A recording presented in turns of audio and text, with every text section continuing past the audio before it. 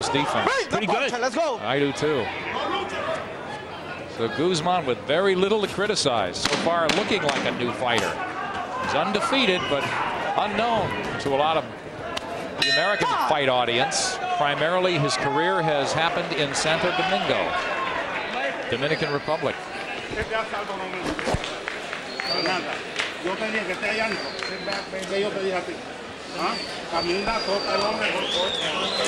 How do you feel?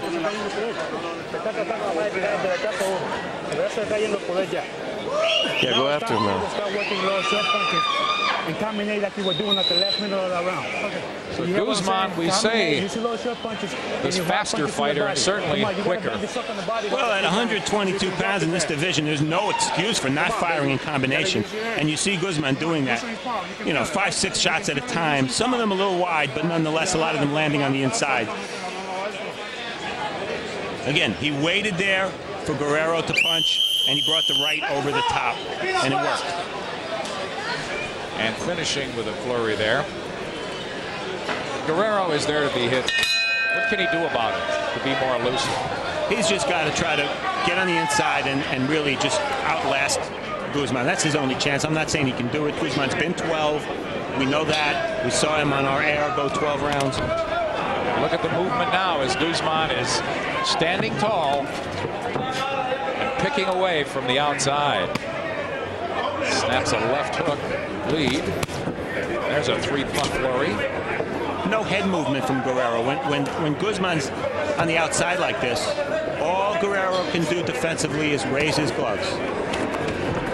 Guerrero not able to make the play. Get off first, or at least jab when Guzman jabs. And the reason raising your gloves is really not the best defense. You can't counterpunch from that position.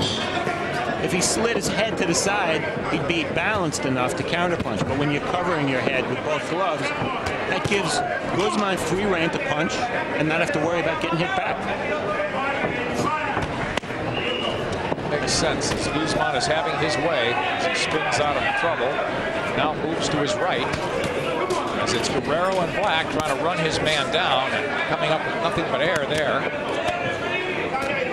Guzman in the goal, pitching a shutout, according to most, unofficially here.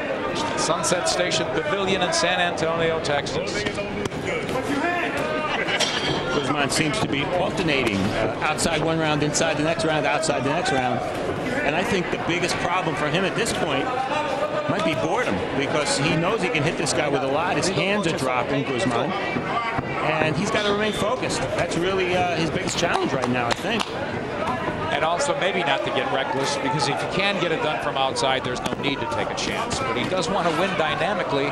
Everybody who fights on a nationally televised series does.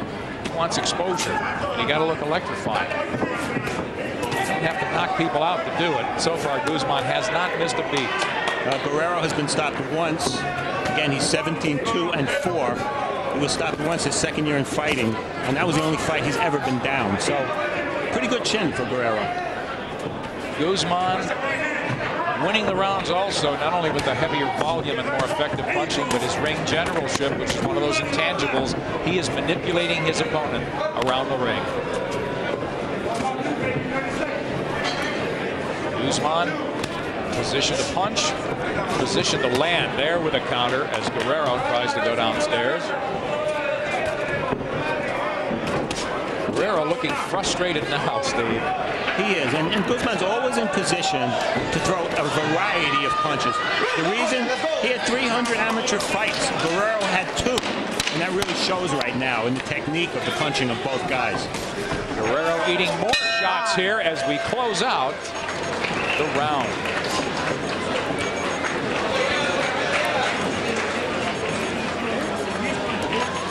We hope you're enjoying this installment of ShoBox The New Generation, and want to remind you that new editions debut every other weekend. But if you should miss one, not to worry, because the shows are re-aired the following night on Showtime Extreme at 8 p.m. Eastern and Pacific, and the following Saturday night at 8 o'clock on Showtime 2. 3 chances then to see ShoBox The New Generation. Boxing the way it used to be.